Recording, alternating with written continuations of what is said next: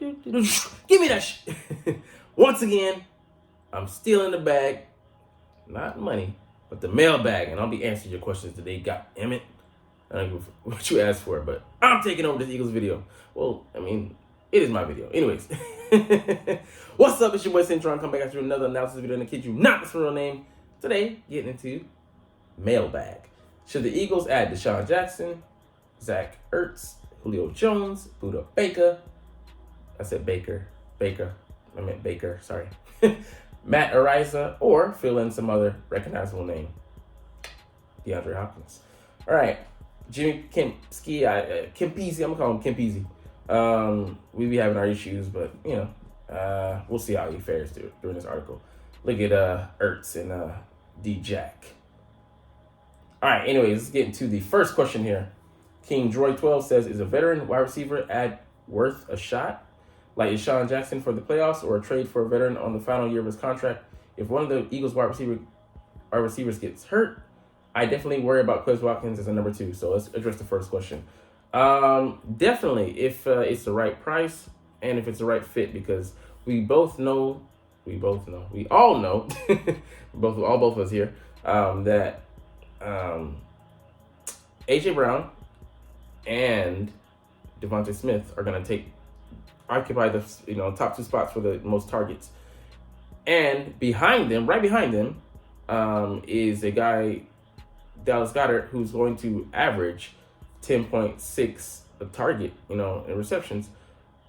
And, that's a lot of mouths to feed. You're not including Quez Watkins, Zacchaeus Olamide, who, whenever he sees the field, running backs are going to get targets, in this Ben Johnson run offense. So it's going to be a lot to ask of someone to come in and to, temper their expectations, to sign up, know what they're signing up for, with the probably to the estimate number of targets they're going to get, 50 or so, but between 50 and 70, but no more than that. And they're going to be relegated to a potentially a third wheel, and more likely a fourth wheel in the offense, and on some days potentially a fifth wheel, depending on how the leanings going towards how the defense is playing us.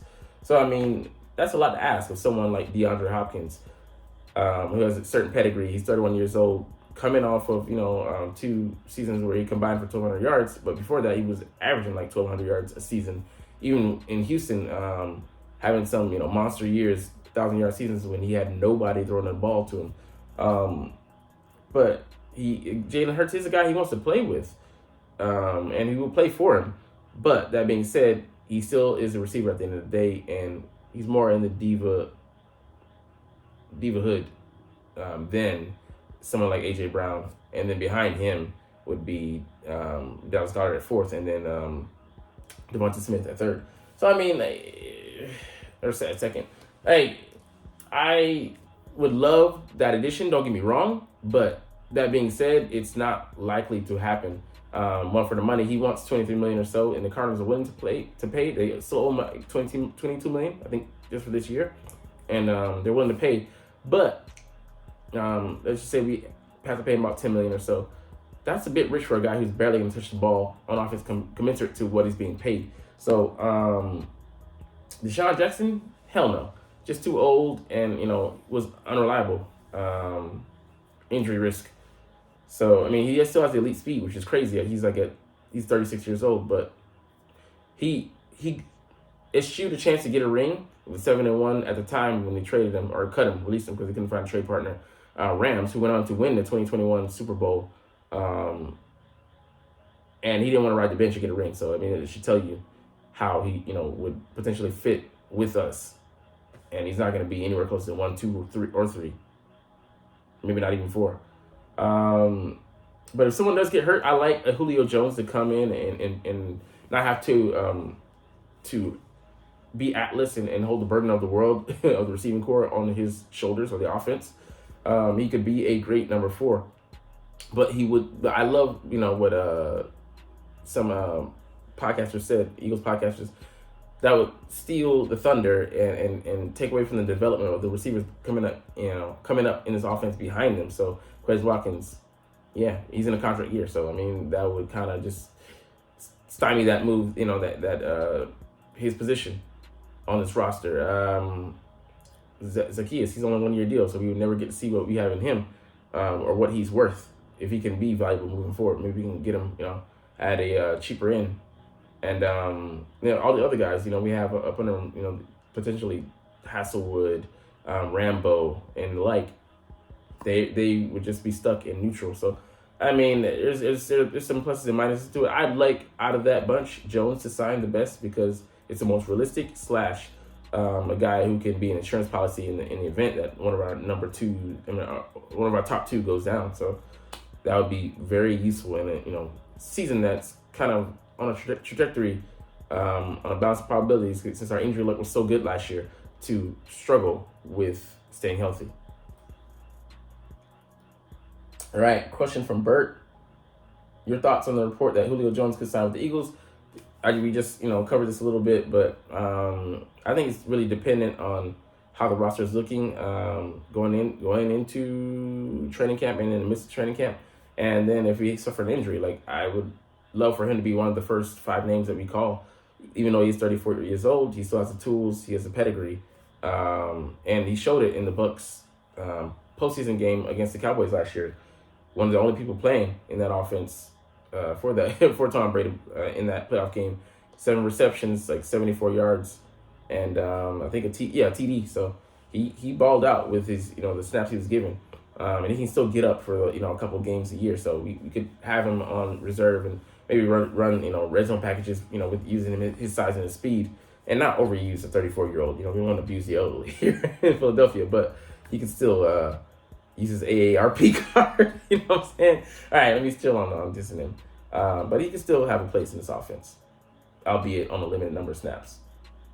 All right, question from WMUN Monroe 02. If the Eagles were to sign DJ Fluker, where do you see him fitting in? Depth tackle, competing for the open guard spot.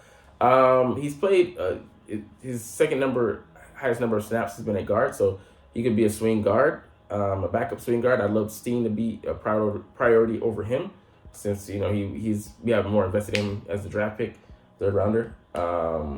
But depth tackle as well, I'd love to put him in as a depth tackle behind Jack Driscoll, our swing tackle. So he could be backup at both. That would be great, but that's contingent on if he is in any shape. He is 33 years old.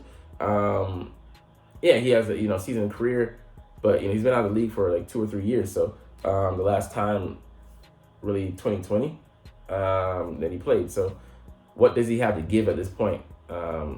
I think we should at least bring him in. We have, I think, 4 roster spots available with 90 in total. I love that, they changed the rules so you can have more guys in camp and cut, do all your cuts at the latest possible date, which is, I think, the second after a little bit before or after the second preseason game, which third, but anyways, if it's third preseason game, I think it's before that though. So I would love to see what he has and see what, if it's worth investing in him, and it's worth kicking the tires, because the potential of having a depth, he would give us the perfect amount of depth on our line, and it could still be a work in progress. Could still look for post June 1 cuts, and then cuts after training camp, and guys trying to get down from that 90 to the 53-man official roster. But I would love to see if he can hang with the guys, after being out of the league a couple of years. All right, question from Mzilla57. Do you think there's a future trade back for Zach Ertz? It hurts to say this, but hell no. The dude, he's owed $8.5 million, and like I said, even if our guy Dallas Goedert, fingers crossed, got hurt again, I wouldn't trade, to pick him up for that salary, even though the Cardinals would love to get that money off the books. But that being said, I'd look to Grant Calcaterra and Jack Stoll to fill in, and potentially, Tyree Jackson as well, bring him up the roster, or keep Dan Arnold, or bring him back into the fold if we can, over bringing in an oldie but goodie. He still has, some tread on his tires left, but I don't think he should be here in Philly, because that would just be a sentimental move. All right, question from Origit B. What are the chances the Eagles re-sign Ndamukong Suh and Linval Joseph at some point? I think the team absolutely needs them as part of the regular rotation of 4 DTs and 2 nose tackles. You're half right and half wrong because, I think they only come back in the event of injury. Other than that, I think we'll stick with the guys we have. And yes, we could use a backup nose tackle, but we'll get to that in a second. But overall, everywhere else at D tackle, we've got great depth. And like they point out here, youth. Milton Williams, 24 years old, thinking his 4th season. Marlon, we just call him Marlon because I can't say the last name. 23 years old, I think he's in his 3rd season. Jordan Davis, 2nd season, 23 years old. High expectations expected of him. 1st round pick last year. Jalen Carter, our 1st round pick this year. Generational talent potentially. 22 years old. Moro Ojomo, a steal in the 7th round, slated to be a 4th or 5th round pick. 21 years old. So that's great depth of the future, and that means they're young and they're cheap, and they can be abused. All right, they can be used on this roster. So, like I said, the only position we really don't have that Marlon technically covers at, I think, 295, which is too light, is nose tackle. But then, we have Contagious Street, who they're not even slating to have, make the roster, which I think he does. Maybe we go 60 or D tackle, but just, keep the position heavy. No pun intended. And we have undrafted free agent from last year, Noah Ellis, who's 346 pounds. I could adeptly fill that role. I don't know what kind of talent he has. I don't know anything really about the guy. I just know his name. Could fill that position, backup position, the Jordan tackle, he's like the most meaningful D tackle we have. If he goes down, we're gonna have problems. We might be bringing in Suh and Linval Joseph to fill his position because it's gonna be a tough ask. But yeah, man, like I don't think we make too many moves there because we're pretty much set. Break glass in case of injury. That's where the battle axe known as Ndamukong Suh and Linval Joseph will come in hand. All right, Big wins. His question is, why haven't the Eagles signed Matt Risey yet? Man, the guy just has a talent, but they don't want, the media storm that's, gonna come with signing this guy. Even bringing him in for, even the idea, they even, like Charles Xavier in their mind, the media's gonna jump on them, hard, pause, for even, contemplating bringing the guy like that in with his past. But, he looks to be in the clear and looks to, be the wrong party in this. And if that's the case, they should, throw the book at his accuser. It should be taken, putting her in jail. People that make false accusations should be treated as such, pariahs, and suffer the consequences that the person that they're trying to pass judgment on, trying to execute, socially, should have, been taken. So, man, he's a huge talent. He was once labeled the punt god. I'd love to bring him in. He would immediately take over for, as punt, play, not place here, but he could maybe, get a little bit out on the side or something like that. Even into his deal because he's just that good. But he would immediately take over as, the starting punter. The guy is uber talented. I'd love for him to bring him in and give him a fair shake, but knowing them and things like Vic, they had to wrap their head around that. It was only because of Andy Reid, really, that Vic came in and was able to, sign to the roster, and then, in 2010, get his, chance to play and things like that because of the belief. Because, not Jerry, but our owner, Jeffrey Lurie, probably didn't want his hands in that, but he trusts Andy Reid. And I love that. He's a hands-off, owner. He lets, the guys, in the front office and, the head coaches and professionals handle their job. He just supplies. He gives them the credit card. He doesn't complain about the spending. He's willing to pay the charges, and he, got the rewards. He got a premium 5-course meal in 2017. All right. Tech_44 says, top 3 Eagles who could be traded this offseason or during the season. Mine are Derek Barnett, Quez Watkins, and Trey Sermon. I think those are pretty good names. Quez, I don't think we do because I think we value him, like they're saying, over where most fans, think we do. Way more than fans think we do. And we believe in the guy. I do too, but I just want to see him come out and really have a revenge tour like he says he's going to do. He's fired up. Hopefully that translates to production on the field. Trey Sermon, yeah, man, if you get something for him because he's slated to be the number 5 running back right now, and we're definitely not going to keep 5 guys. I think we'll go 4 deep at that position. Um, yeah.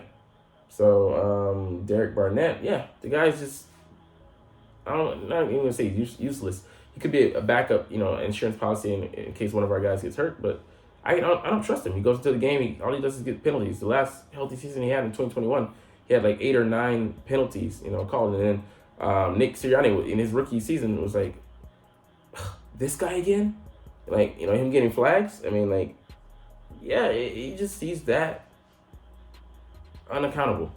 He just plays selfish football for himself, and that's it. Late hits and stuff like that, just dumb. And he hasn't reached his potential. He had like 5 sacks his rookie season, but that's been his plateau. And he's just wasted effort, wasted talent at this point. Ian Book, negligible. Doesn't make or break the roster in any way, shape, or form. One of the cornerbacks, yeah, we have lots of cornerbacks like Ricks, Mikai, those undrafted corners, free agents we picked up. Greedy Williams could be out there on the line. Definitely Josiah Scott. Yeah. So one of our guys, or multiple guys can, I almost said prove something, be some kind of way, and be an asset to this roster in some kind of way, shape, or form. So by trade, I'd love that. Get something valuable for those guys in return. All right, Gold Standard 17 asks, is Howie done, or should we expect a late move for an impact starter, a la CJ Gardner-Johnson last summer? If they're there for the taking, yeah. If Buda Baker is available at a decent price, we can get his cap number down by making a deal, reducing salary, or getting the Cardinals to pay some of that salary. Hey, boom. If we can get Patrick Queen for a low price as far as draft capital, boom. If we get Isaiah Simmons, and it makes sense, he's athletic as hell, would add a lot of juice to our linebacking core, boom. Or one of the other guys, like I said, DeAndre Hopkins, bring him in if it makes sense. So, Howie's always on the prowl. He's like a lion. He's like the positive spin on that verse in the Bible. He's like the devil. He's constantly on the prowl looking for weak souls to devour.